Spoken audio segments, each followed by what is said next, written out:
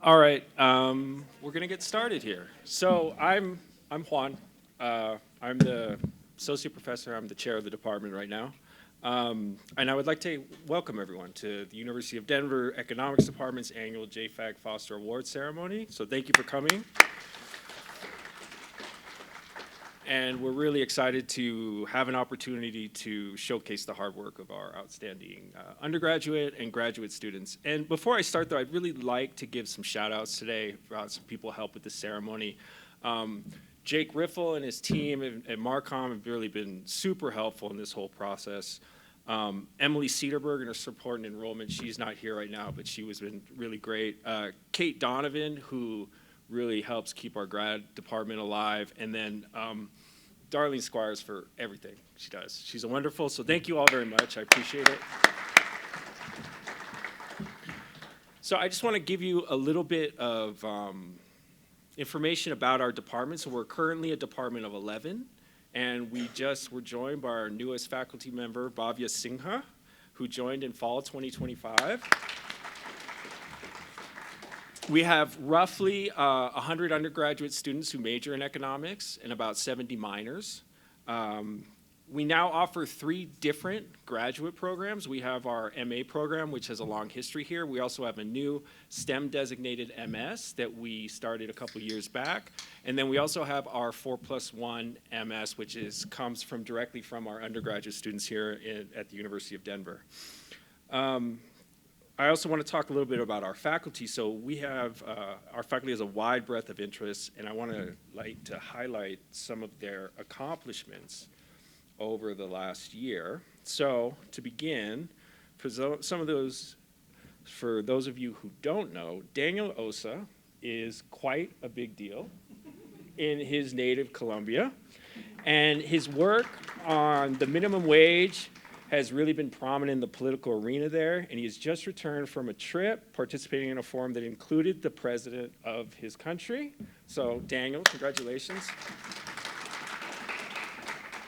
Bhavya Singha just recently published her job market paper, Outsourcing and the Globalization of Exploitation, an analysis of declining labor shares in manufacturing global value chains, and this was published in the International Review of Applied Economics. Right. Yao-Hu Byun has published 1 paper and had 2 accepted this year, and I really want to highlight that I don't think he's here right now, but 2 of these papers were co-authored from our former graduate student, Sean Brogue. I don't think Yao-Hu is here tonight, no. So Yavuz Yassar, he received a Middle East Studies curricular travel grant, which last summer funded travel to develop a new course on the political economy of the Middle East. And he's also been integral in developing the new Middle East Studies minor and the Culture, Health, and Society minor. So thank you, Yavuz. Paula Cole has had 2 papers accepted at the Journal of Economic Issues, and she's also spearheading our department's 4D Fridays program, focusing on career prospects between our department and then students as they go out into the world, and this program is going to start next year. Dr. Chiara Piovani received a conditional acceptance from the Review of Radical Political Economics for a paper co-authored with Nursel Aidiner Avassar and Barak Onemli, titled Trade and Gender Employment Patterns, Did the COVID-19 Pandemic Lead to Fundamental Changes? And she's also joined a research group at Arizona State University, the Spirits Lab, which is a transdisciplinary collective of faculty members, graduate students, and ritual practitioners. Dr. Traft. Yeah.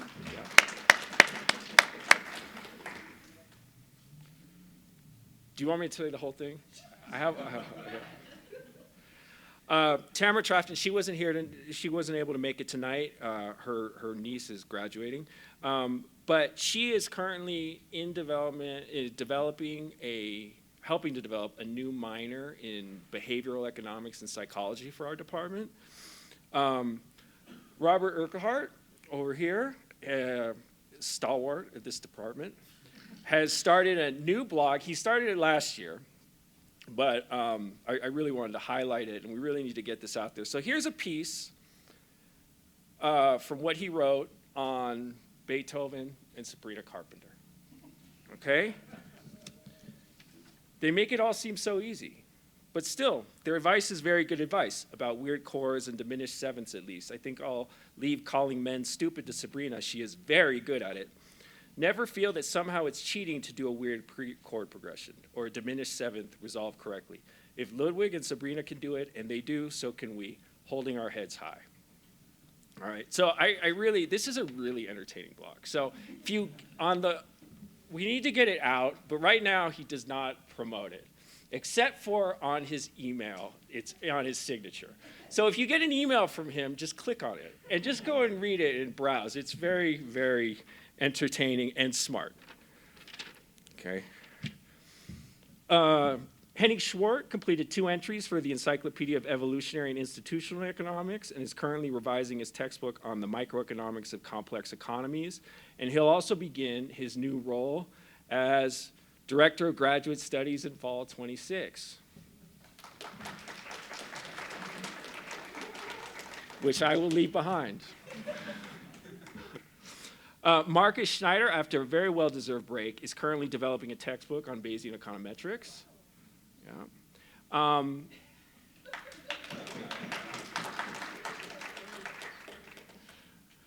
And then, some other highlights from the year. In winter of 26, we host our 4th annual Tracy Mott workshop on pedagogy and economics, and many of our students both attended and participated in this very nice event.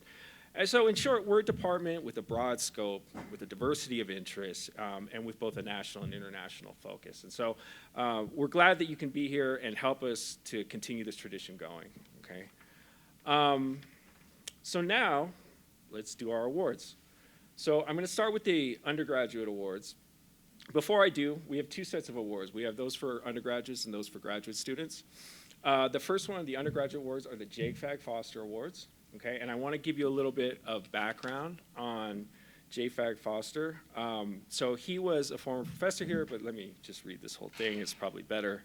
J.Fag Foster was born September 7th, 1907 in Blue Ridge, Texas. He was awarded a Bachelor of Arts degree in 1935 from East Texas State College and a Master of Education degree in 1938 from the University of Texas at Austin, from which he also earned a PhD degree in economics in 1945. After graduating, Foster was dismissed from the University of Texas in a controversy when he and 2 colleagues asked to speak in favor of the Fair Labor Standards Act at a meeting in Dallas. While Foster was a liberal, he was first and foremost a serious scholar and excellent lecturer. And during his academic career, he not only taught but contributed to institutional economic theory. His career was spent as a faculty member in the Department of Economics at the University of Denver from 1946 to 1976. To quote from a biographical note from Baldwin Ransom, J.Fag Foster decided to become an economist because he judged that economics was the discipline in which the most serious theoretical thinking had occurred, directed to the most fundamental practical problem of human understanding. Over several centuries, economists have sought to understand how societies determine the character and level of community real income, providing the means of human life and experience. Foster came to define economics as the study of how the means of life and experience are provided. And he spent his career trying to replace misunderstandings of human behavior that contaminate economic theory and practice, as well as scientific inquiry at large. So this is a piece, actually, I'd just like to give a quick shout out to our former colleague who's now passed away, but Tracy Mott was the one who wrote this, and I've been using this. I've done this off and on for years, and I've been using this as my template for a long time. So let's get started. Okay, so we're going to give the undergraduate awards. Now, I asked everyone to send me a snippet of something about themselves. Some are in first person, some are in third person. So I'm going to read them verbatim. It's not me like slipping in and out of character, okay? So just, you're not like, oh my God, Wanda's amazing me a hunt. Like, no, it's not what's happening here. But anyway, so I'm going to read these because I think, this says a lot about who these people are. And I'm just really excited for all these people and all these young students. All right, so the first awardee is Charles Leith. And so Charles wrote, I'm from Austin, Texas. I'm in my 3rd year at DU in the 4+1 program. I started out at DU as a socio-legal studies major, was drawn to economics in the 4+1 program because econ underlies so much of the policy in the United States these days. I am interested in how policy impacts our everyday lives, so understanding the economic perspectives that support policy is important to me. What I really appreciate about DU's economics department is the focus on a plurality of economic perspectives. There are few schools in the US where I could take classes on behavioral economics and Marx, which is what makes studying econ in this department so special. I'm considering law school, but I'm not 100% sure. I hear lawyers are really unhappy, by the way. But, so my future is still up in the air. If I do go, I'm interested in labor and employment law on the employee side, because one of the biggest takeaways from my econ and law studies so far is that workers need more people on their side. So, Charles, please come up.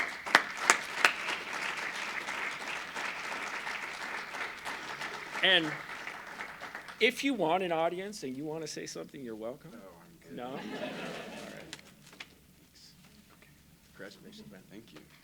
Thank you.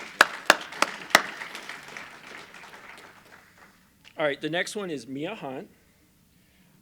Mia says, I'm currently double majoring in econ and kinesiology. I should be able to say this word. Kinesiology, and I'm on the alpine ski team here. I was drawn to econ partially because I knew very little about it and because I wanted to understand the world better. What I really liked about the program was its more critical approach to traditional economics, although I didn't realize it until a few years in because I didn't even know what the economy was when I came here. Some of my favorite classes have been environmental economics and international economics. Next year, I'm planning on continuing to pursue my athletic career, but I'm hoping to get involved in the community advocating for food security, education, and sovereignty. I plan to go to graduate school in a year or two, but I haven't decided exactly what I want to study yet. So Mia, please. Congratulations. Do you want to speak? No, I'm okay. Are you sure? These chances don't come along all the time. All right, next is Kimberly Guevara. Kimberly Guevara is a fourth-year undergraduate student majoring in economics and public policy and a Denver native. Kimberly started at DU in 2021 as an undeclared student and chose econ as a major, not knowing exactly what it meant, but a curiosity to learn. And after spending 2 years living abroad, Kimberly returned with a deeper commitment to learn about international economics, economic development through innovation, and macroeconomics. What Kimberly best appreciated about the program was a close relationship she could develop with professors who help answer her questions. If you've had her in class, you know there are a ton of them. So for those, as Kimberly prepares to finish her undergrad degree in the coming year, she will also continue as a 4+1 graduate student economics and social policy degree. And through the 4+1 program, she aims to sharpen her technical skills before pursuing a career in economic consulting. All right, Kimberly, come on.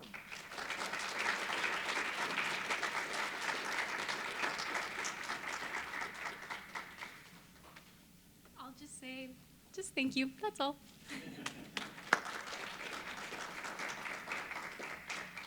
I feel like Bob Barker up here. All right. Next, Alexandra Chutery. I was drawn to economics because I believe it was a field of study that directly correlates to the public good, where economic policy can create meaningful changes to the overall well-being of an individual, community, or country. What I appreciate most about the economics program at DU is that it's treated as a social science rather than as a strictly quantitative field. At many other institutions, economics is often situated within a business school, but economics is a broad subject that touches on everything from philosophy, statistics, psychology, history, calculus, to international politics, which I believe make it a social science. After graduating in June, I'll be interning at the Colorado Office of Economic Development and International Trade, working on small business development in relation to rapidly changing federal trade policy. My future plans are to continue working in the realm of international trade and complete a master's in economics. So please, come on up. Congratulations. Did you want to talk? Are you sure? Okay. All right. And then we have one more, Corbin Bottomer. He couldn't be here tonight, but he did send me his snippet, and so I out of I want to make sure that I share it here. So I am Corbin Bodner. I honored to receive the Fag Foster Award, but sad to miss this ceremony. I have greatly appreciated my time in the economics department at DU.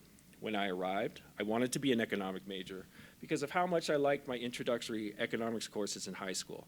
I now know it was a great decision. I have loved the small class sizes and the opportunity to learn from professors that truly care about their students and the content of their courses. All my professors were incredibly knowledgeable and helpful, and I was able to take classes that I was extremely passionate about, like Dr. Piovani's environmental economics. I was also able to form meaningful relationships with my professors, like Dr. Yoon, by taking multiple classes with him. I feel well prepared to attend the University of Kansas School of Law this fall, and I'm certain my economics major will help me going forward. I'd like to thank all my professors, and I'm incredibly grateful. So, that is it. Now, let's move on to our graduate students. So the Graduate Students Awards are called the Satish Rashur Awards. And just to give you here a little bit of background, again, I'm using Tracy Mott's notes here. Professor Rashur was department chair when he suddenly died of a heart attack in June 1980 at the untimely age of 34. In the past, we have had a former colleague, Bill Burford, who knew him quite well, say something about Satish at the time, but Bill retired from the department a few years back and wrote down his thoughts about Satish and asked me to use those to say some things about Satish. Satish got his Econ MA and PhD at the University of Pittsburgh. He liked the ethnic diversity of Pittsburgh and became a big fan of the Pittsburgh Pirates. He was devoted to the diversity of culture and of ideas, which led to his dedication to this department's being a home for the consideration of alternative ideas in economics, which of course continued something going back at least to Fag Foster. Okay, so we have 3 award winners. So the first is Alex Jin. Where's Alex? There's Alex. Alex will take the mic. No. So Alex came to economics after spending more than a decade working in international economic development with USAID, where he became increasingly interested in the economic theory behind many of the policies and programs he was helping to implement. The master's program at the University of Denver gave him the opportunity to build the theoretical foundation that he felt had been missing from his earlier professional experience, while also challenging him to think more rigorously about neoclassical assumptions behind economic growth, trade, and development. He especially appreciated the department's intellectual openness, faculty mentorship, and the thesis process, which allowed him to explore issues related to conflict, resilience, and economic development in Ukraine. After graduation, Alex will move to Singapore to serve as the resident economic advisor to the Asia Pacific Economic Cooperation Secretariat on behalf of the U.S. Department of State. So, Alex.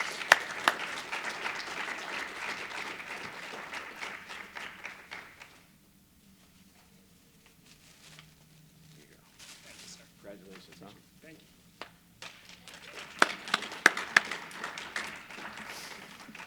All right, our next one is Rachel Carruthers, and she writes, I was originally drawn to economics because it bridged a lot of my interest and provides a critical lens that could be applied to almost everything.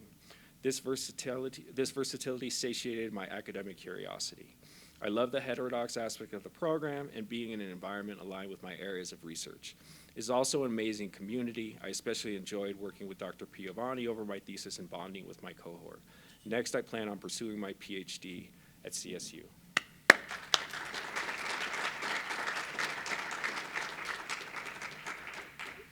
Congratulations.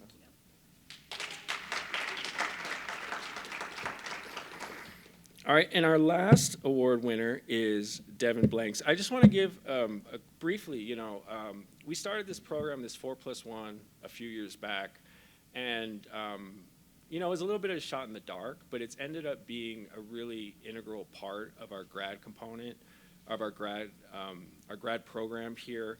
And it's also been really interesting because unlike, the grad school, we see them for a year, maybe 2, but these students we've known oftentimes for maybe 5, sometimes 6 years because we start, depending on when they've started, And so it's really been interesting to see this cohort develop as we see Charles is going to enter the program, Kimberly's going to also enter the program, and so it's been a really exciting adventure to see these undergraduates develop into these grad school and that whole timeline progress. So anyway, Devin wrote a lot, and it's really good, so I'm going to share it all with them, all right? Okay, so I grew up in Colorado, not me, Devin. I grew up in Colorado for my entire life and first encountered econ at Pike Peak State College by an older neoclassical economist named James. I never anticipated to be an econ since I originally believed that I would study chemistry. But seeing the way economists model behavior with mathematics and graphics convinced me that I might like economics. As I learned more about economics, I realized that it was intuitive and relevant to me. It helped me learn about social and market functioning under capitalism and gave me,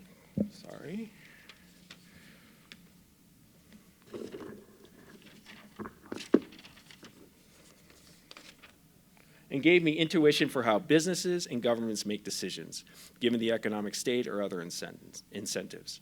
I often describe economics as a superpower. You're able to make sense of relationships that aren't always obvious to others and understand how society and businesses function from behind the scenes. The DU Econ program was an unforgettable experience that I'm grateful for. What I enjoyed most about it was its diversity and its critical lens.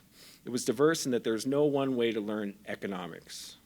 Economic history, urban, environmental, financial markets, and money, public finance, micro, macro, Marxism, Keynesianism, the economics of care, etc., were all things I explored at DU. But there's plenty of material on mainstream theories, classes on behavioral economics, health economics, and more. The critical stance on the economic system helped break some of my previous biases and reinforce the analytical mindset that I trained in the discipline. It motivates me to improve how our economy functions and to motivate others to consider alternative systems. In summary, it provided me with tools to understand the contemporary system, but encouraged that I don't take it at face value and consider what some of the negative consequences of our system are. I plan to find a way to motivate people to improve on our current system. One way to do this is through government or politics. Another would be to teach what I learned to others, which I am keeping the PhD option open for that purpose. I may also be somewhere that I'm not thinking of at the moment, but would still motivate people who would actively be involved in improving our social and economic outcomes. That is what I want to be that is what I know to be my overall goal with my experience in economics. All right, Devin, come on up.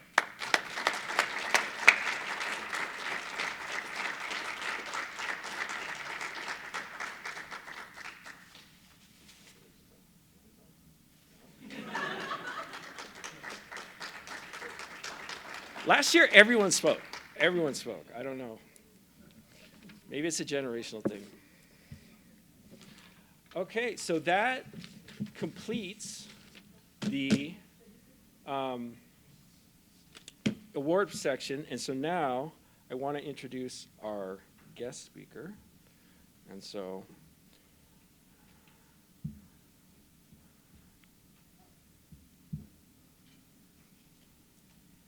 I want to introduce our speaker tonight, which is James Hines. He is the Andrew Glynn Professor of Economics at UMass Amherst. He received his PhD from UMass Amherst, and then he did his master's at the University of Minnesota Twin Cities and got his BS at Cornell. James Hines has written on a wide range of economic policy issues, including job creation, global labor standards, the distributive consequences of macroeconomic policies, and the intersection between economics and human rights. He has worked on collaborative projects with numerous national and international institutions, including the Office of the High Commissioner for Human Rights, the International Labor Organization, the United Nations Economic Commission for Africa, the United Nations Development Program, the Human Development Reports Office, the South African Human Rights Commission, the International Development Research Center, and UN Women. His policy work has included work in developing countries, primarily in sub-Saharan Africa, including Ghana. So please, without further ado, James.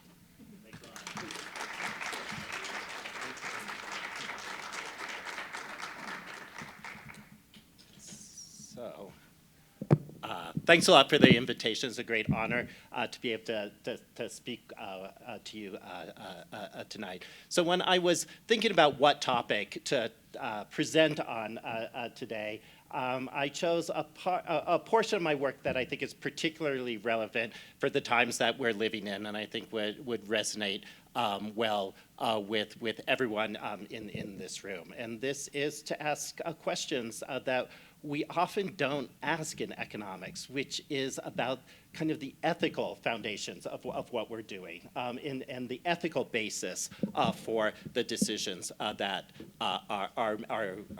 that we make.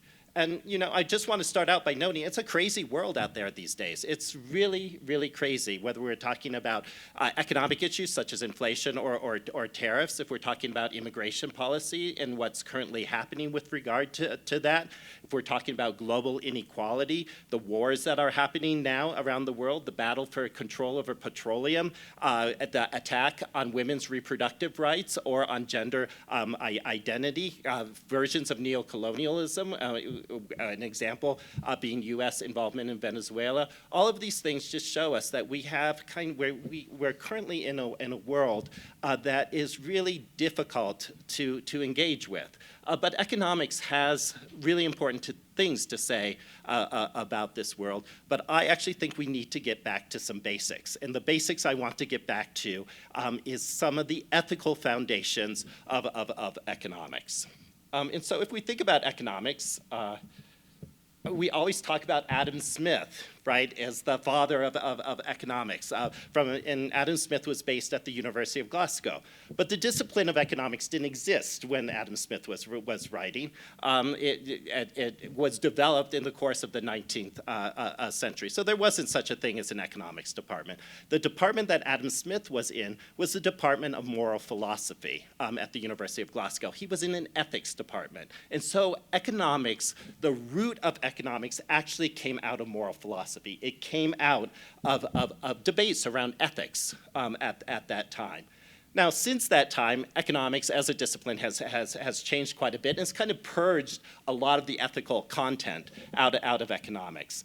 It's now considered, a lot of economists would say, it's a positivist science. So what do I mean by positivist science? It means it's trying to describe the world as it is, but it's not making any judgments about it, right? It thinks of itself as the physics of the social sciences. It's also neoclassical economics, at one of its foundational concepts is the idea of subjective preferences. So these are subjective. Every person has their own preferences. There's no kind of objective measurement of kind of the choices that people make. And these preferences in neoclassical economics are idiosyncratic. They're just given. I have certain preferences, you have a different type of preferences. I like broccoli, you hate broccoli, and so we then order these preferences and we derive a whole theory out of these preferences. But if preferences are totally idiosyncratic, then, if I have an opinion about the state of the world and you have a different opinion about the state of the world, there's no ethical content to that. It's just that I just happen to have a certain taste for inequality and you have a taste for equality. And so, the basis of the economics that we've inherited has lost a lot of its ethical content. And if we think back to Adam Smith, he was actually thinking of economics as a normative type of science. Normative science meaning not just describing the world as it is, but actually asking the question of what the world should be. It's evaluative. It's not just descriptive. And, Adam Smith's second book, not The Wealth of Nations, but The Theory of Moral Sentiments, was about values, not preferences, but the values, the deep values that we have as a guide for constructing our society. So I want to return back to that tradition, the normative tradition in economics, the tradition where we actually talk about values and not just about idiosyncratic preferences. So that economists always fight, they always debate, they always disagree. If you ask a group of economists what to do about the current inflation, you're going to get a range of different opinions. And there's a lot of reasons for those different opinions. But I think one really important factor is that economics presents itself as a positivist science, just describing the world, but economists often make normative claims, even though they're pretending to be positivists. When they talk about inflation, they're talking about what we should do. But the moment you talk about what we should do, you move from being positivist to being normative. Economists don't really own up to the normative basis of what they're talking about. And I think this is a source of a lot of disagreement.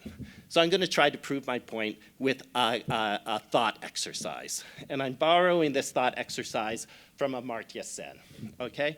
So the thought exercise is this. It's a very simple setup, but it has some profound implications. So there's three children, all right? And the three children are trying to, and the three children have one flute. And the three children are going to decide which of the three children gets the flute. And each of the children make an ethical argument about why they should get the flute. Okay, so the first child I'm going to call Taylor. And Taylor argues that they should get the flute because Taylor was the one that actually made the flute. Okay? The second child, I'm calling that child Jamie. Jamie argues that they should get the flute because they're the only one of the three children who can actually play the flute. And if they play the flute, they can produce music, and all three children could enjoy the music. Okay, the third child I'm calling Bobby. Bobby argues that they should get the flute because the other two, Taylor and Jamie, have a lot of other possessions, and Bobby has no possessions. And so it's only fair that Bobby should get the flute because Bobby is the least well off of the three children. So here's the million-dollar question I want to ask you all. Who should get the flute? Okay? If I went around the room right now and I asked you to tell me who should get the flute, I bet there'd be a lot of disagreement in this particular room. A lot of you, one of these arguments would resonate with you more than other arguments. And I think this is the source of a lot of disagreement that we have in economics, that we don't acknowledge kind of the normative arguments that we're often making or that underpin a lot of the decisions. So if you think this is kind of a silly example, a flute, three kids, each of these arguments is actually related to a well-developed ethical system. So Taylor argues that things should belong to those who make them.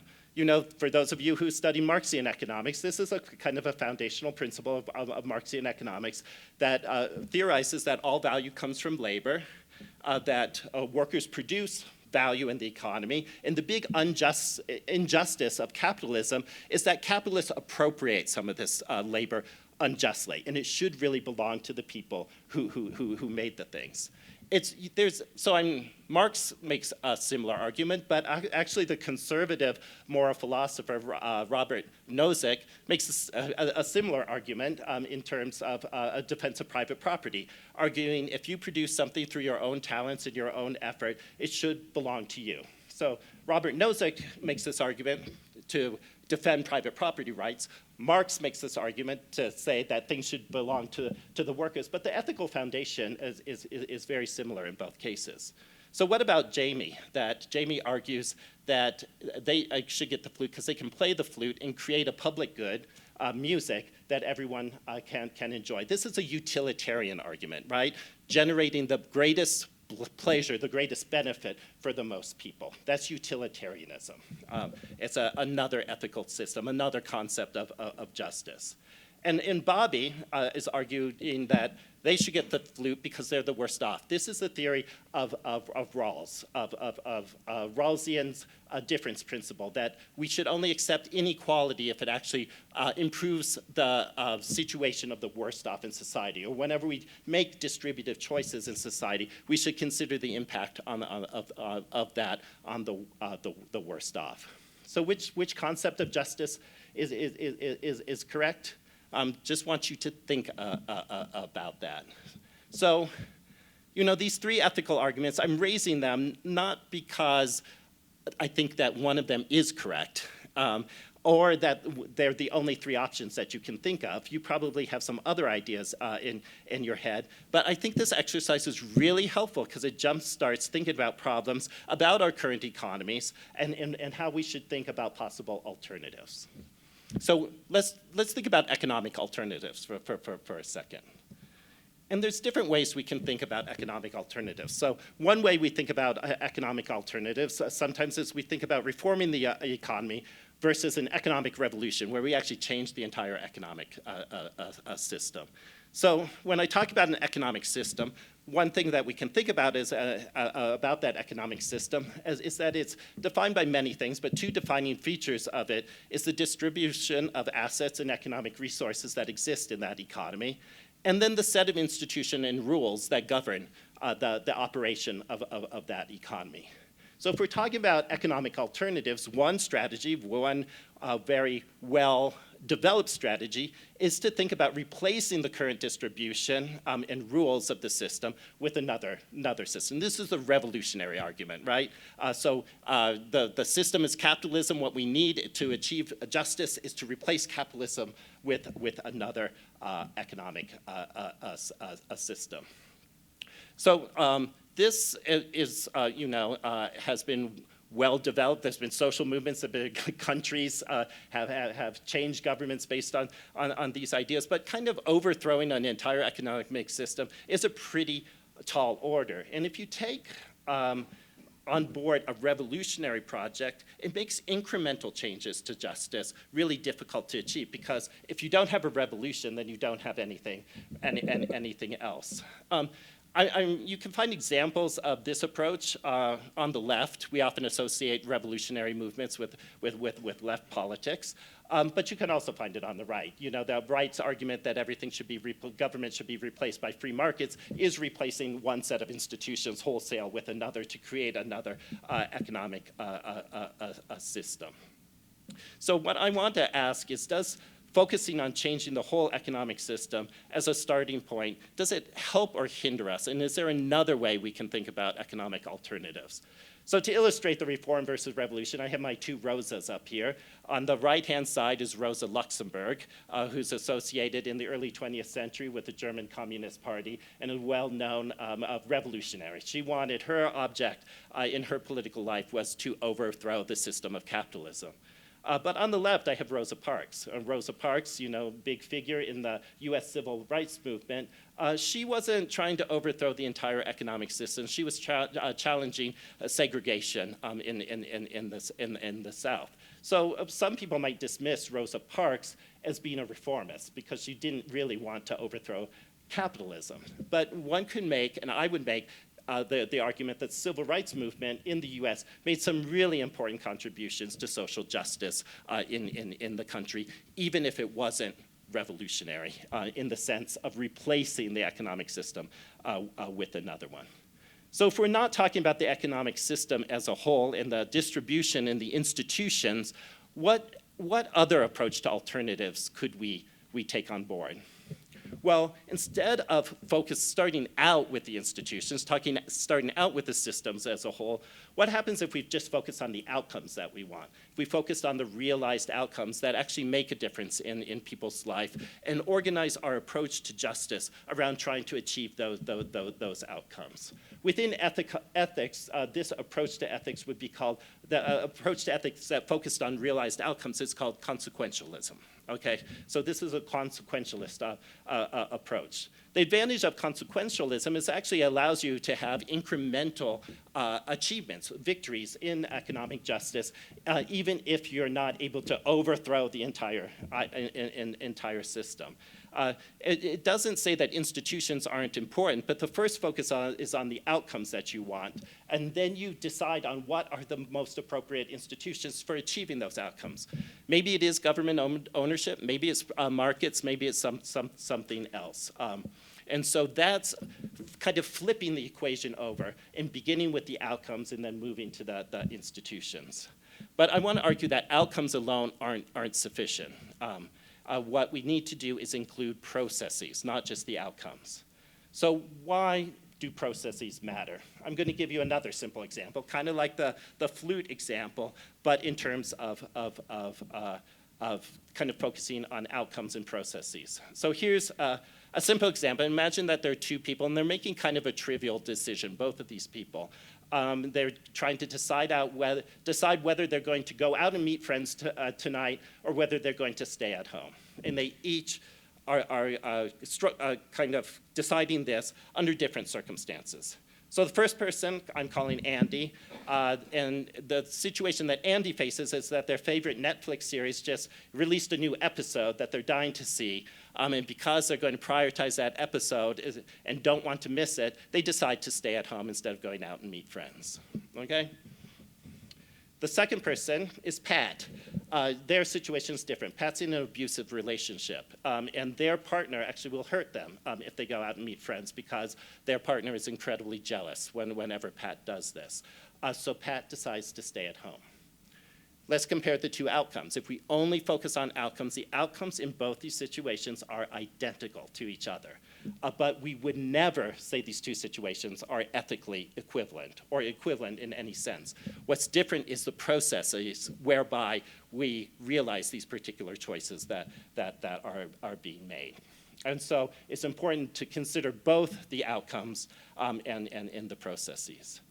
So if we're talking about economic alternatives, in summary, in terms of this first set of issues I want to raise, one common approach that's existed throughout the 20th century and exists today is to think about economic alternatives in terms of replacing the entire set of institutions and the distribution of economic resources that currently exist with an alternative set of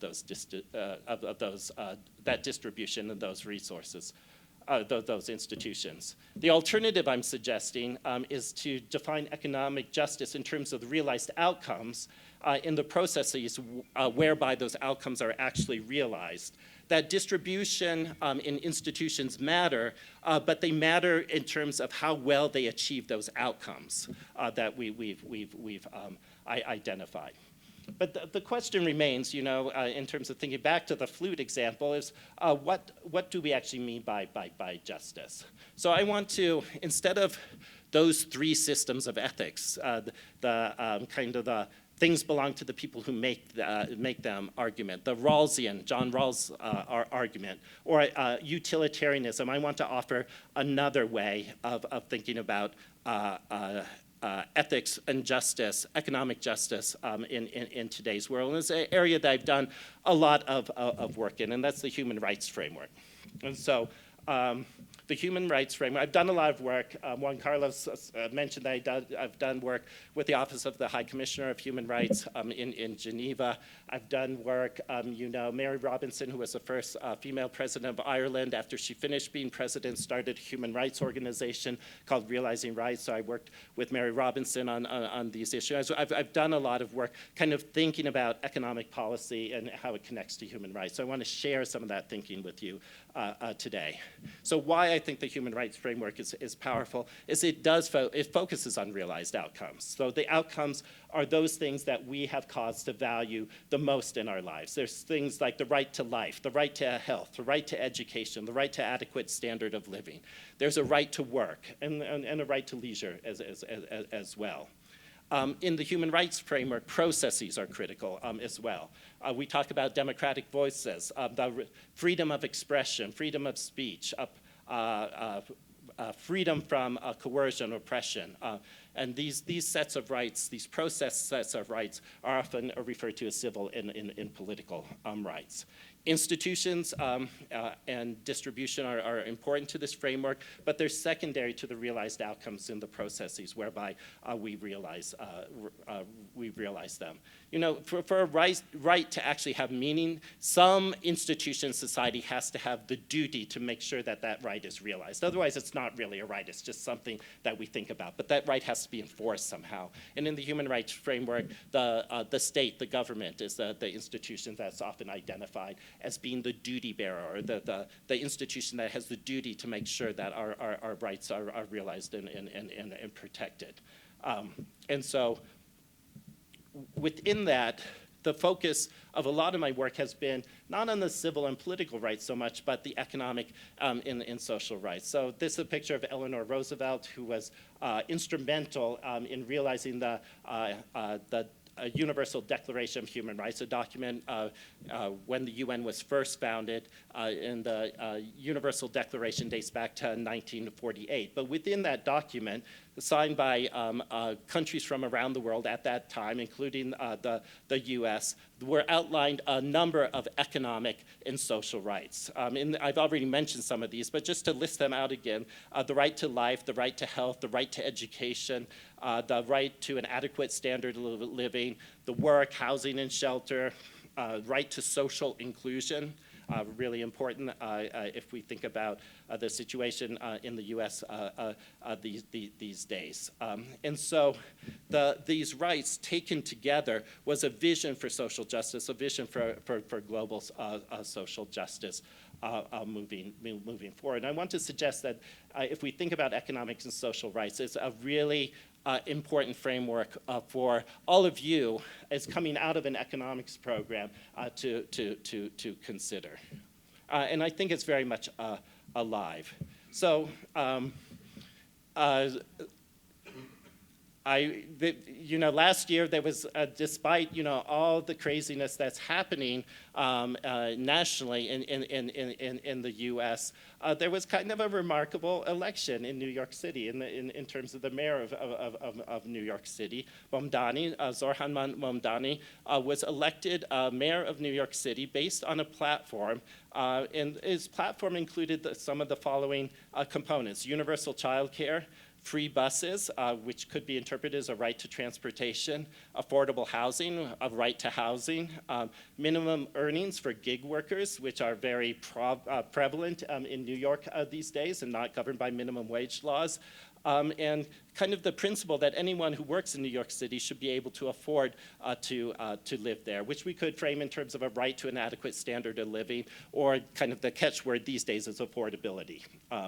And so it's still early days to pass any judgment on Mamdani's successes in New York City, but I think we can all acknowledge that these issues, this platform struck a chord with people, a really fundamental chord, and people were energized around his campaign based on these realized outcomes that were really important for people. And this list is different from the one I just put up for the Universal Declaration, but it looks a lot similar. The general approach is a lot similar. Now, there was a lot of opposition to Mamdani's campaign, and kind of the negative aspect of the campaign tried to use a fear of socialism, calling a fear of socialism as a way of scaring people and saying you can't vote for Mamdani. He's a socialist, and it's going to destroy New York City, quite literally, where the arguments that were put out there. Now, they didn't call him a socialist. Mamdani identifies as a democratic socialist, so Mamdani, has adopted that title himself. But it's interesting, why, when you're going to attack this platform, do you go straight to socialism? It's kind of the scary thing. Well, I think if we think about the human rights framework and we think about the 20th century, there was a big divide within this human rights framework. You had countries divided on those that would kind of promote economic and social rights. These are the centrally planned economies of the world, but really did not honor any of the civil and political rights. These were very oppressive countries, but they did guarantee some basic economic rights. And then on the other side, you have countries that pride themselves on honoring all the civil and political rights, freedom, free speech, fair and free elections, and so on, like the U.S., but we don't really have economic and social rights in this country. A lot of people don't have access to health care, higher education. You're all just kind of getting through paying for it. You know how expensive it is. It's not a right in the same way. It's based on your ability to pay and so on. So economic and social rights are not considered part of kind of the post-Universal Declaration history of the U.S., but the civil and political rights are, and the U.S. is very, very proud of these. So the reason why I think one reason, there's a lot of reasons, but why people are so worried about socialism is that, or the word socialism, let me say it that way, is that they worry that it's going to mean an end to their civil and political rights. It's going to be an end to democracy. All these things that actually happened, that we do feel threatened about are associated with this idea of socialism. So But is there really a difference between what I'm calling economic and social rights and socialism, as Mamdani means it? I don't think the difference is that large. I think historically there is a bit of a difference. And I think one of the differences is precisely on how you think about alternatives, economic alternatives in advancing justice. Again, economics and social rights focuses on the outcomes and wants good processes for achieving those outcomes. And so you design and implement rules that lead to those outcomes. And you don't say that we'll only use the market or we'll only use government to achieve these outcomes. You decide whatever institutions are appropriate for achieving that particular goal. Well, traditional kind of 20th century approaches to socialism in those countries that have adopted central planning were focusing on the economic system as a whole, seeing the economic system as not just, and then the whole system needs to change, and automatically, if you change the system, you'll get good outcomes. So there is that difference as well. One of the reasons why a lot of people who would support, let's say, a socialist type of transition are skeptical of human rights is that they assume human rights are individualistic, that they're all about the individual. And when we talk about socialism, we're talking about society, we're talking about communities, we're talking about the collective. And for this reason, they reject the idea of human rights. Well, I think one advantage of human rights is that part of them are individualistic, and having individual rights is really important. At a very base level, having individual level rights are really important for marginalized and oppressed groups to avoid the tyranny of a majority. If you don't have those individual rights, the majority can kind of dictate kind of the policies and can kind of dictate policies that are unfavorable to marginalized groups. So that's why the civil rights movement was so important in the US. It was a rights-based movement, and why modern kind of movements that are also rights-based, such as Black Lives Matter, are really important. We really support them. The individual rights are really important to protect and guarantee. But I also would want to argue that there are really important collective dimensions to thinking about economic and social rights as I've talked about them. The state, as I mentioned, is the prime duty bearer. The state is a collective. It's not an individual institution. The rights themselves are defined collectively. You don't have a right to everything on the planet. You have a right to things that have been deemed very important for human societies and human survival. So the right to health, the right to housing, not a right to a Mercedes, right? But to these really essential things. And what is essential and what's not are defined collectively. And then claiming and actually realizing the rights involves social movements and collective action of those social movements in order to actually put this into action. So there's really important collective dimensions to human rights. So the last set of issues I want to raise are some of the huge challenges and limitations to the human rights framework. I don't think the fact that they have individual rights in them is a limitation or a challenge, but I think there are some big challenges. And the three challenges that I want to talk about really quickly are the issue of intergenerational justice, the issue of the actual role of the state. The state is a really big, important player in the human rights framework. But what assumptions is it making about the state? And the question of global justice. Okay, so each of these, just a few quick comments.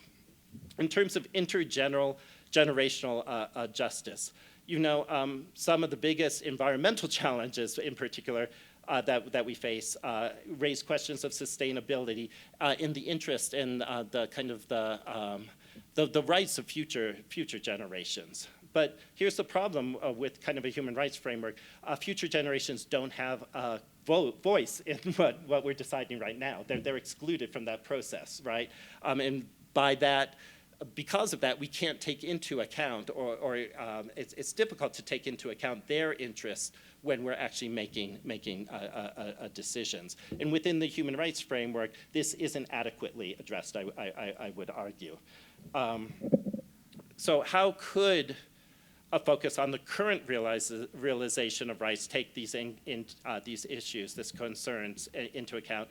One solution would be to just ensure that the choices we make as a society do not compromise what we think would be the enjoyment of the rights of future generations. So that's one way, is to really make sure that we take the rights of future generations into account. But it's hard to do that sometimes when you're unsure about what the future is going to hold, or what the impact of our current decisions are in terms of future generations. You see this with global warming. We know that it's going to have a negative impact, but exactly what is the negative impact? How big is it going to be? What is the most important impact it's going to be on people's future life? We're kind of unsure about this. So, you know, there's maybe what we need with the human rights framework is to extend some of its principles, to add some additional concerns, such as the precautionary principle. So the precautionary principle says if you think that a current action is going to have some devastating impact on the future, even if you're not sure, and even if the probability might be small, it has a 10% chance of it being devastating, just don't do it. Don't do it until you're sure. And adopting these additional principles might help us to address these issues of intergenerational justice with respect to human rights. Second challenge is the role of state. The human rights framework, as I said, places a great deal of responsibility on the state. It's a primary duty bearer to protect rights, to realize rights, and to fulfill rights. But can we actually trust the state to fulfill these obligations? You know, do I currently trust the current U.S. state to protect people's rights, fulfill these rights, and so on? I don't, to be honest. So it's a weakness, I would argue, with the human rights framework. It's not just the U.S. In many parts of the world, we see totalitarian tendencies, we see authoritarian regimes, and so on, emerging through democratic processes, I should add. States also are often captured by economic interests, not by the interests not in terms of the interest of realizing, protecting people's rights. The human rights frameworks does have all these principles of transparency, participation, and accountability in terms of holding the state to account for its duties. But it's easy to say transparency, participation, and accountability. It's easy for me to stand up here and say these words, but it's hard to actually implement them in practice in many ways. Civil society and various forms of collective action historically have had an important role in holding the states themselves to account in terms of protecting rights. But again, it's easy to say and hard to always realize. So the third limitation is global economic justice, and this is a failing of a lot of ethical systems in general. So ethical frameworks generally are focused on a particular community or a particular country or a particular nation state. When you start to talk about them globally, they start getting wobbly. So let me give you an example of utilitarianism. That's the principle that you should make choices that deliver the greatest good for the greatest number. So let's think about this globally.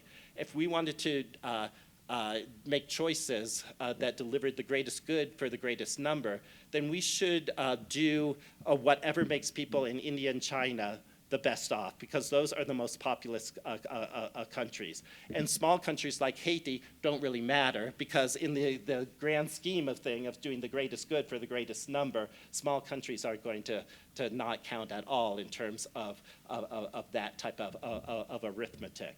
Is that global justice? I don't think it is. So there's limitations to this. The human rights framework does have a step up on other approaches to economic justice, because from its origin, it was conceptualized as a global ethical system. That's what the Universal Declaration of Human Rights was all about, and adopted at the United Nations. But it doesn't always, even though it was born out of this kind of idea of envisioning global justice for the world, it doesn't have a lot of mechanisms for actually achieving that. And at a very simple level, we can raise the question of what happens if the actions by one state the US, for instance, affect the realization of rights elsewhere in the world. And you can see this happening whether we want to talk about the current war in the Middle East, whether we want to talk about what happened in Venezuela, whether we want to talk about Federal Reserve policies and interest rates policies that then have spillover effects in other countries. It's an important issue, and it's a difficult one to tackle. Human rights experts have actually tried to tackle this. There's a document called the Maastricht Principles on Extraterritorial Obligations. It was issued in 2011 by a group of experts, human rights experts, mostly lawyers, experts in international law, that put forward a set of principles that try to make these kind of this approach to human rights global when the primary duty bearer is still the nation state. You can Google Maastricht Principles if you're actually interested. I'm not going to talk. They get really, it's long, it's really complicated. I'm not going to talk about it, but there are a few key issues that are really difficult in terms of thinking about international law in the intersection with economics. One is the concept of sovereignty. So sovereignty refers to the state power over its own territories and residents.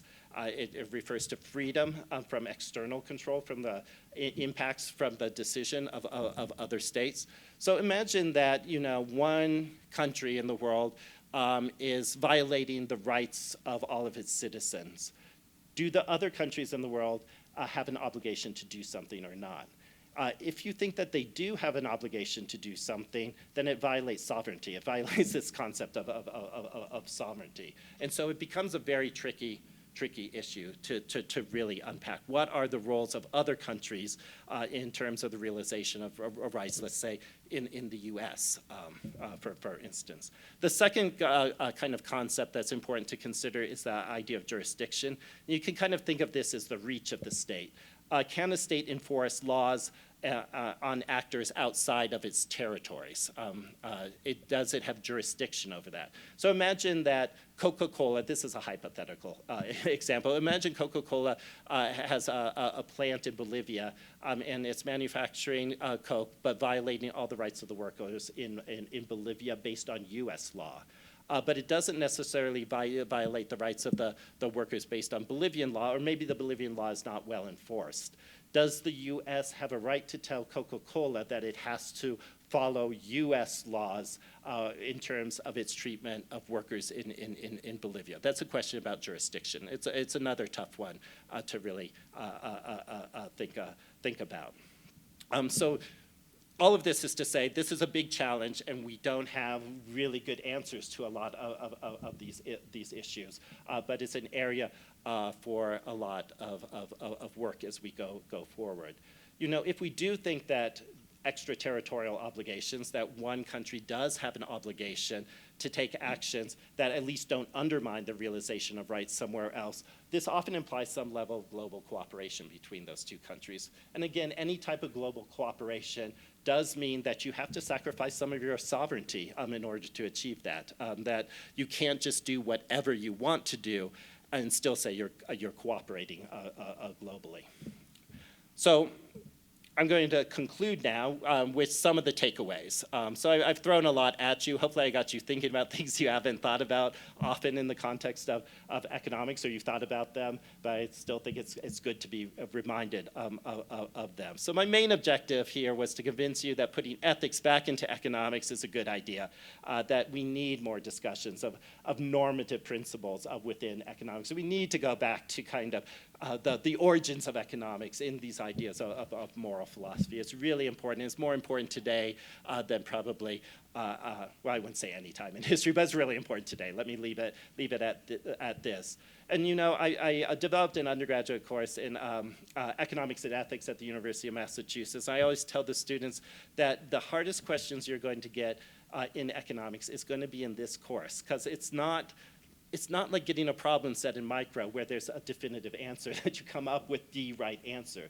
There aren't not necessarily right answers here. It's all about having the discussions and the deliberation and kind of a spirit of public reasoning around these ethical questions that gets you somewhere.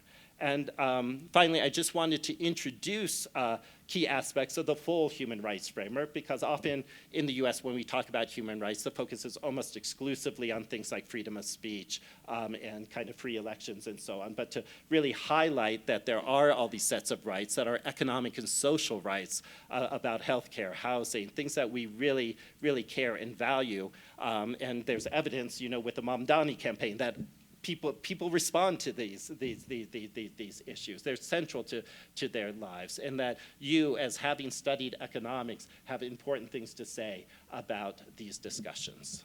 So I'm ending there. Thanks.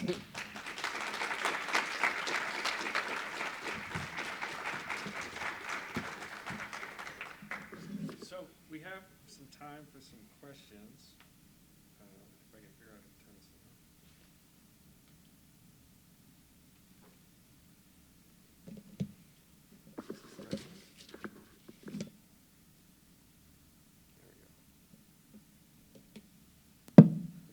There we go. Does anyone have any questions? Start. This is more, whoa. This is more of a curiosity. I know that a professor here, his name is George DiMartino, does work in ethics and economics as well, and he looks pretty closely. He has a book called The Tragic Science and looks somewhat at like welfare economics and how that's in part used to look at somewhat the ethics. I'm just curious to know, like, one, if you've come across any of that, and two, what ethics in economics and like the social welfare of people has that. I guess just that curiosity, because he also went to Amherst. Yep.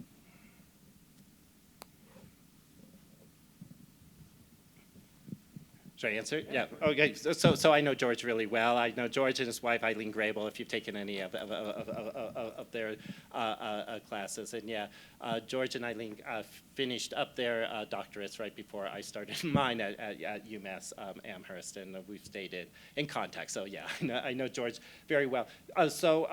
Yeah, George has raised a lot of similar issues around ethics and economics. His focus has been a little bit different in that he wanted to develop a code of conduct for economists themselves, that economists often give policy advice or they make recommendations that people act on that have all sorts of consequences, negative consequences. Jeffrey Sachs, who's now suddenly a progressive economist, back in the 1980s, basically argued that all African countries should liberalize their trade, and it was disastrous for these countries. Economists go around the world giving advice to governments. The governments act on this advice. Economists in the World Bank and IMF actually have some clout to back it up, saying that you won't get loans, you won't get support from us if you don't do this. So George is saying that economics, unlike a lot of other social sciences, is uniquely positioned to have this impact on the world, and that economists themselves need to come up with a code of conduct in terms of how they practice economics. So it's related to a lot of what I'm talking about. But while I'm kind of talking about thinking about big picture, using kind of normative framework, justice frameworks for evaluating economics choices, George is looking at the economists themselves and the problems that they have. And so in terms of welfare economics, economics as a discipline has largely got rid of a lot of the ethical content of economics, and you're left with these really impoverished types of concepts. So if you've all taken kind of basic micro type of economics, you've heard the concept of Pareto optimality. That's about as far as neoclassical economics gets with making ethical statements. It's not an ethical statement at all. It's a statement about efficiency. So Pareto optimality says you shouldn't, if you're in a situation where you can't make anyone better off without making someone worse off, at least you're fully utilizing your resources. But that criteria of not being able to make someone better off without making someone worse off is kind of useless ethically, because you can imagine a society where you have millions of people who are in poverty and a handful of people who are really rich. And if the only way to help those in poverty is to redistribute some of the resources from the rich, that violates Pareto optimality right there. And so neoclassical economics has nothing to say about that situation in that moment. So a lot of neoclassical welfare economic, or you also have the utility-based ones where you have like the area under the demand curve is going to be the consumer surplus, and you have the producer surplus, and you add that together, and somehow it's some type of measurement of well-being for the economy. It's kind of a watered-down version of utilitarianism in a sense, but it doesn't really go far enough because it's not really talking about distribution. It's talking about whether markets work efficiently or not, again. Amartya Sen, and others like Kenneth Arrow and so on, do have a set of economic work that's different than pure kind of that kind of individual optimization type of economics that's referred to as social choice theory. And it really tries to identify some of the limitations of these neoclassical theoretical foundations. So you might have heard of Arrow's impossibility theorem, where he says that it's impossible out of these individual preferences to construct a social rule, a social kind of a utility a function, and actually make social choices. And so you could interpret Arrow's theory as saying, oh, then it's impossible to make these choices socially, but I think what Arrow was actually saying is neoclassical economics is flawed because it does not allow us to say anything about social choices. Yeah. Thank you so much for the presentation. It was very interesting and engaging, and I think this is a very important conversation to bring back.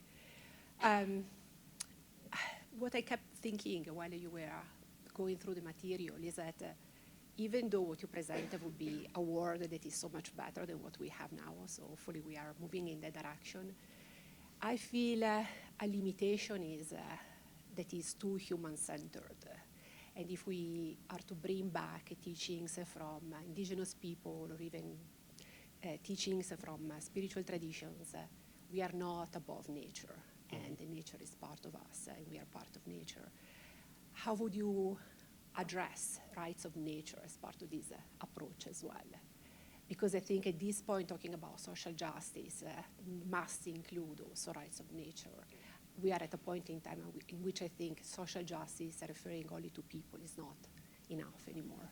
No, I think that would be, it's related to, but not the same, is the issue around intergenerational justice that I was raising. So, it's another approach for actually modifying this type of framework for something that's not in the framework. I framed it in terms of not thinking about future generations, which still is very anthrocentric, in terms of kind of the concept of justice. But you could also include alternative types of justice. So not just economic rights, not just social rights, not just civil and political rights, but other types of rights, such as the rights of nature. And it's a little, you kind of have to think about who's going to claim those rights on behalf of nature. Who's going to act in that way, who's going to defend those rights, and think about that a little bit more. But I don't think, I think it's a limitation of the framework that you could expand on quite a bit. I was going to say something else. I just lost my train of thought. There are other, the mention of indigenous, so there are parts of these rights, there are declarations on indigenous rights, but also economic and social rights. The part of those rights that I didn't mention, just because it's a really complicated area, is it's often referred to economic, social, and cultural rights, which is also a set of principles to protect cultural practices, including traditional indigenous cultural practices that might actually help us with the problems that we're facing today. Why I think protecting cultural rights is complicated is because sometimes cultural practices are harmful and not helpful, and there's not a clear way of distinguishing them within the cultural rights type of framework. But there's that aspect of rights that has been discussed and developed that gets at some of kind of the heritage, the indigenous or traditional heritage that you're talking about. Yeah. Who else has a question?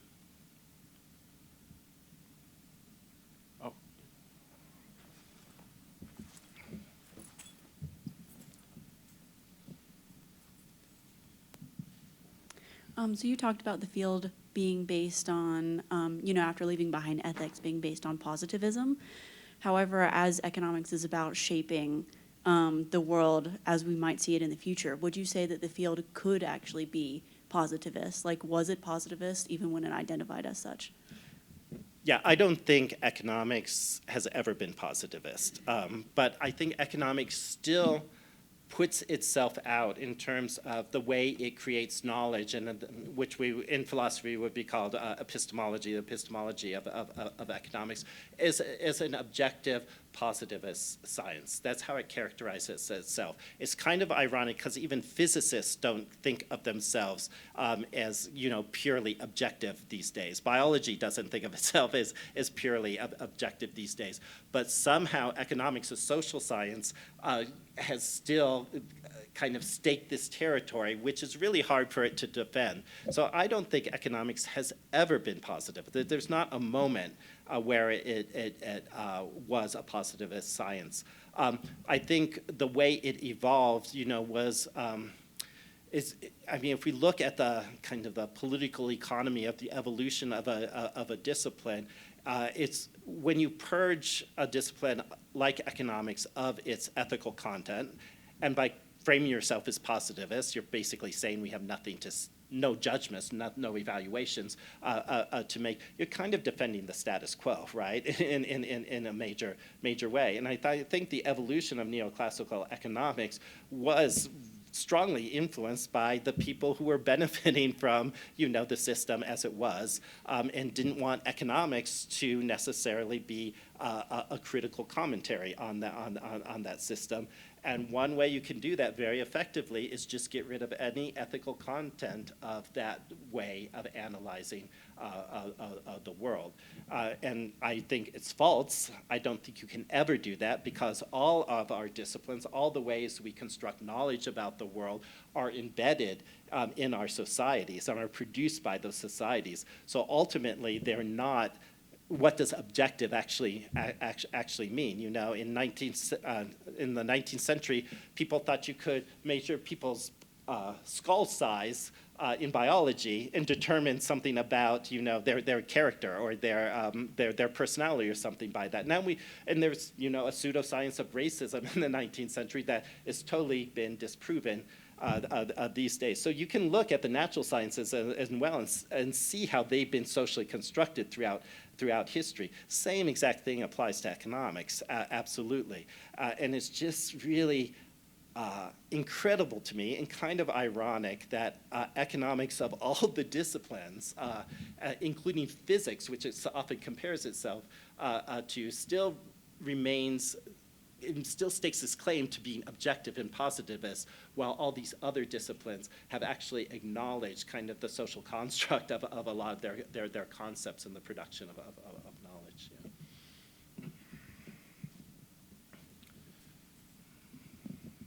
Who else?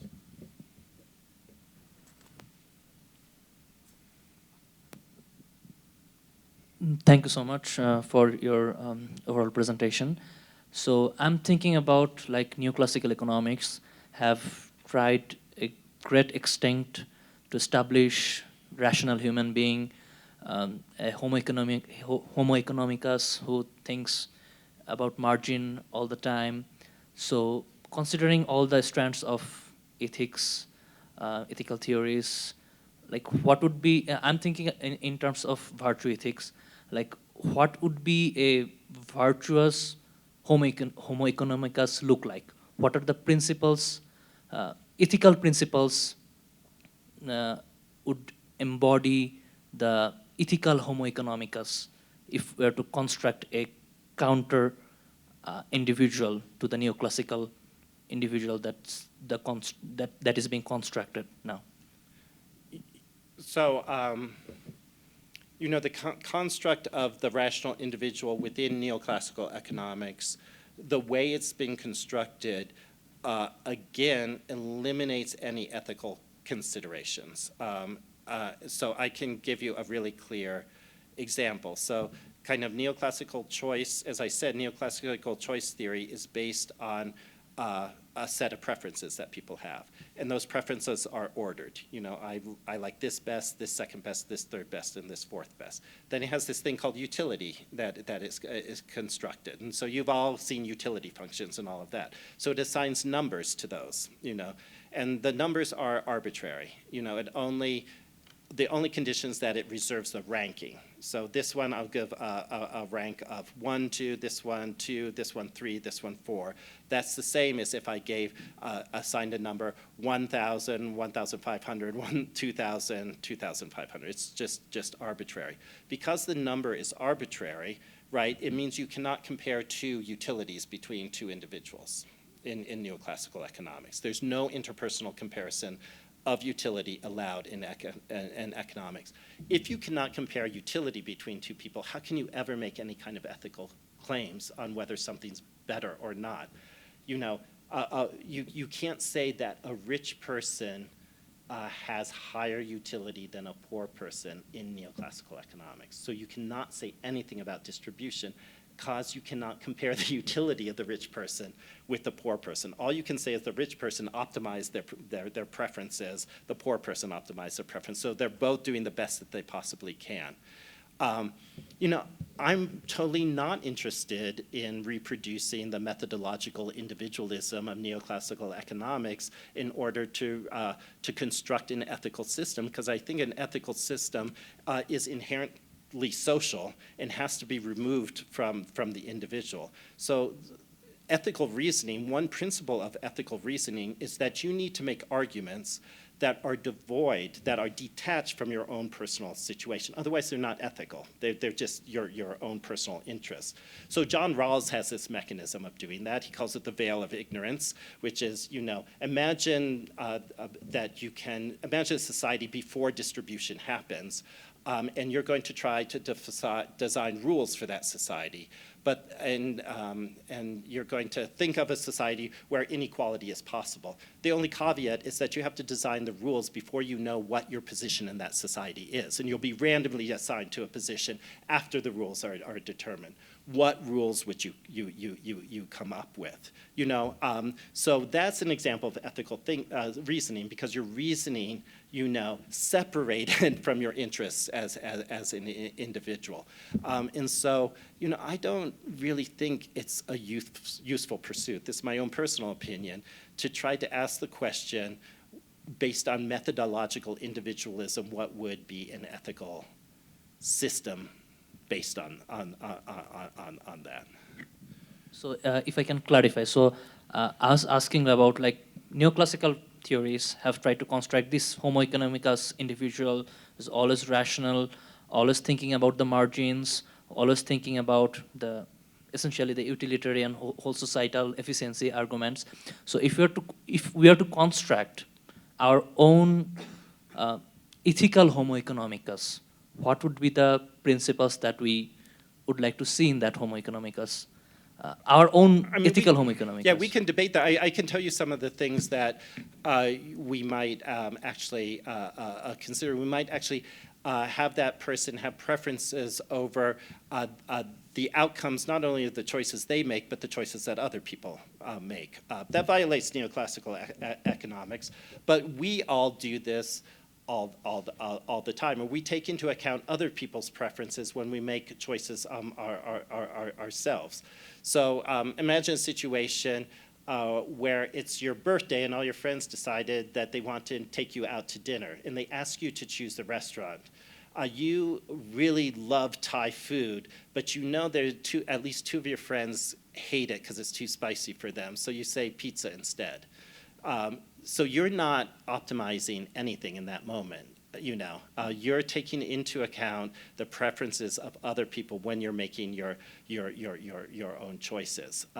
And so I think if you're thinking about how people actually behave and kind of how it's grounded in ethics, I think allowing people to make comparisons of their situation relative to other situations, to have preferences not only of the outcomes of their choices, but the outcomes of other people's choices, to be cognizant of kind of socially constructed advantages, that their group might have advantages over other groups in society, and take those into account. So it kind of violates pretty much every single principle of choice theory in neoclassical economics if you want to reimagine that.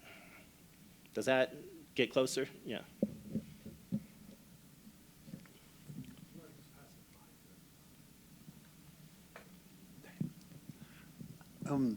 Thank you. I really liked your talk. Unfortunately, I'm just going to hijack it. A couple of things you said to raise the alarm about something that's happening right now. Two of the very important things you were talking about was, one, that distinction between social and economic on the one side, and then the civil and political. I love that picture with the Cold War in the middle. And then the other was, under what conditions could one nation, in effect, attack another because of what the second nation is doing to its own people? The Trump regime seems quite seriously to be considering attacking Cuba.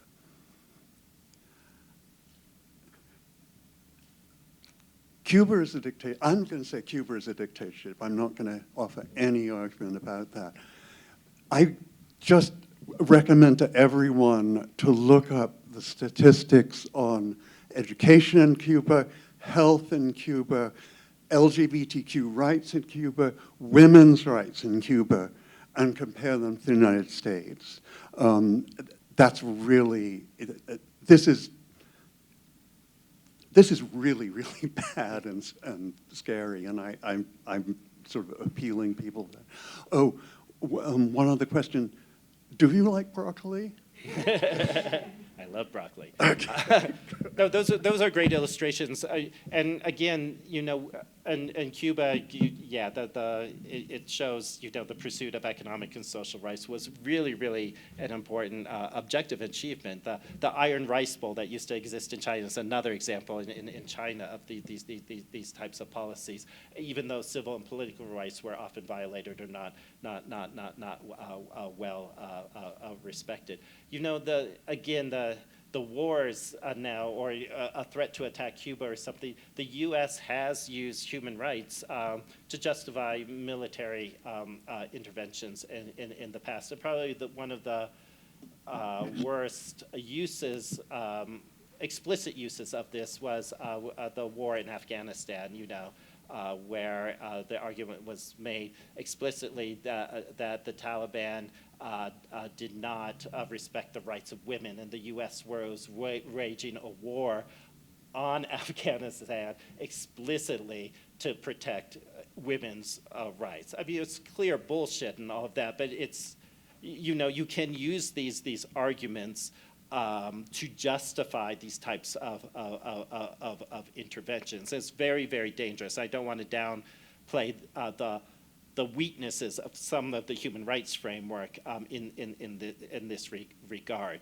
I think that's one reason why developing a set of accepted principles on extraterritorial obligations that's broadly accepted can delineate between these types of military actions that are actually violations of international law and international rights, and interventions or coordinations that are actually helpful and supportive is really, really important. Otherwise, you end up with these types of abuses happening.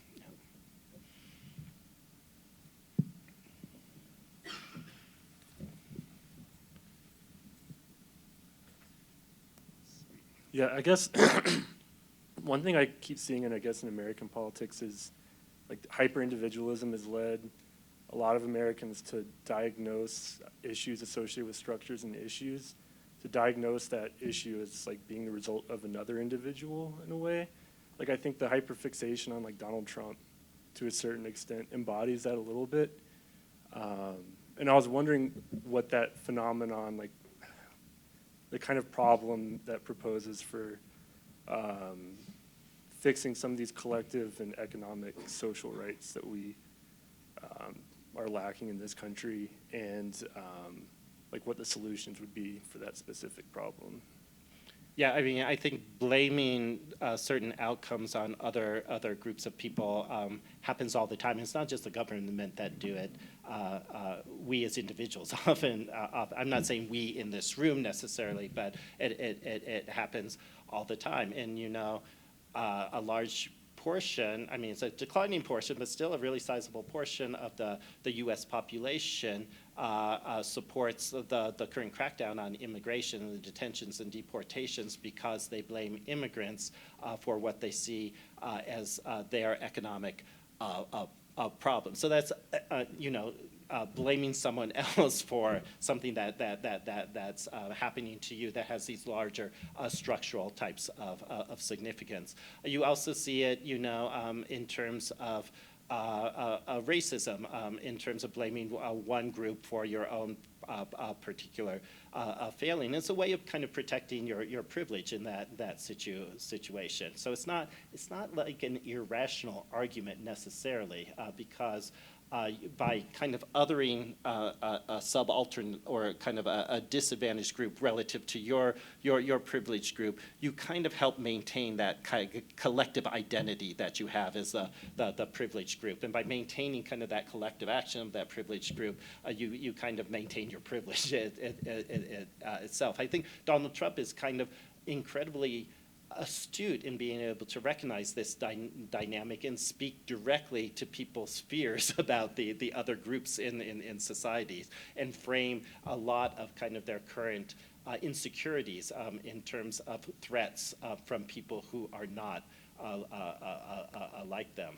So I think it's a really critical issue and critical problem. I mean, you see it in terms of gender as well, gender identity. I mean, in the first day of office, Trump went after, you know, a gender identity in kind of the trans population, and you know, why is that a threat to anyone necessarily? You know, it's again a way of blaming others for kind of structural problems. It can be a really effective political strategy. You know. Who else? I have one last question. Yeah. Okay. So, part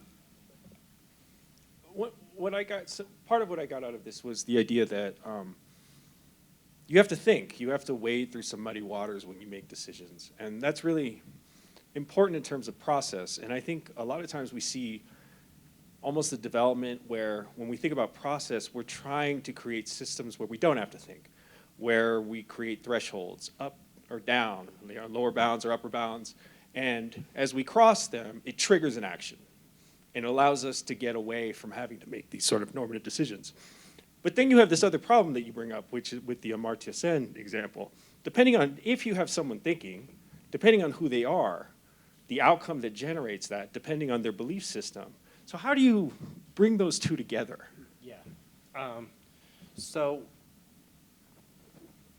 one thing that I think is really important to acknowledge, I said there's no right answers here, and that's true, but we need answers in society. And so how do we arrive at those answers? when you have all these ways of kind of evaluating outcomes, ethically evaluating them, that come up with different answers. And I think this is really, economists find this really, really frustrating, really, really hard, because they want there to be a technical answer to everything. They think there's a problem out there. If we just could find the right, I think we give our students too many problem sets and always say, there's always a right answer, there's always a right answer out there. But sometimes there's not a technical answer to these things. And so Amartya Sen makes the point that you have these different ways of thinking. They can be equally valid. So how do we actually end up with a decision? You have to go back to the idea of what differentiates something like a preference from a value, right? So they're very similar concepts, you know. But what differentiates a preference or a taste is something that we can take as kind of exogenous, or that we can take as idiosyncratic, and there's no big deal. So I like broccoli, you don't like broccoli, something like that. Or we both like broccoli or whatever. Who cares about broccoli? But what's a value? A value is about having preferences, but they're preferences that aren't idiosyncratic. They're preferences that we learn and we evolve, and we actually change our minds throughout our lives. You can think that there's probably values you all have today that might be different from values that you had in the past, just because you have new experiences, or you've taken a class that kind of changed your mind, or something like that. So I think we need to think more about values, and how values change and evolve, and how we kind of produce those values in our society. So you know, Amartya Sen says, how do you come up with these types of decisions, these rules, social decisions? It's through a process, he would argue, of what he calls public reasoning. So that means to talk about these issues, talk about these things with each other, listen to each other, allow our values to change and evolve. And through that process of public reasoning, you know, we can as a society come up with answers to these questions. And it might be, you know, look at the 3 different ethical arguments of the flute, and let's talk through them, but collectively, and then collectively we end up with a way of approaching it. And it's not, and maybe the position you had at the start of the conversation is going to be different as an individual, as a position you have at the end of that conversation. And that means your preference or your value has changed through that process itself. So that's how we have to think about reaching decisions based on ethical types of arguments. There is not a technical answer to this question. There just isn't. We kind of have to shift our thinking about that, particularly all of us who have studied economics, who kind of are trained to, do cost-benefit analysis, so this has to be better, or, you know, come up with some kind of other type of social welfare criteria and find the right answer. It's not out there in that way. It's out there, but it's a different process that we have to follow to get there. Anyone else? All right, well, thank you very much. Okay, great, thanks. I appreciate it. All right, well, that concludes the award ceremony. Again, please, a big round of applause for everyone who won an award tonight. We really appreciate you. You make our classes a lot better, too, and so thank you all. Please have some more food, get another drink before you leave, and anyway, have a good rest of the year, and Mazel Tov, okay?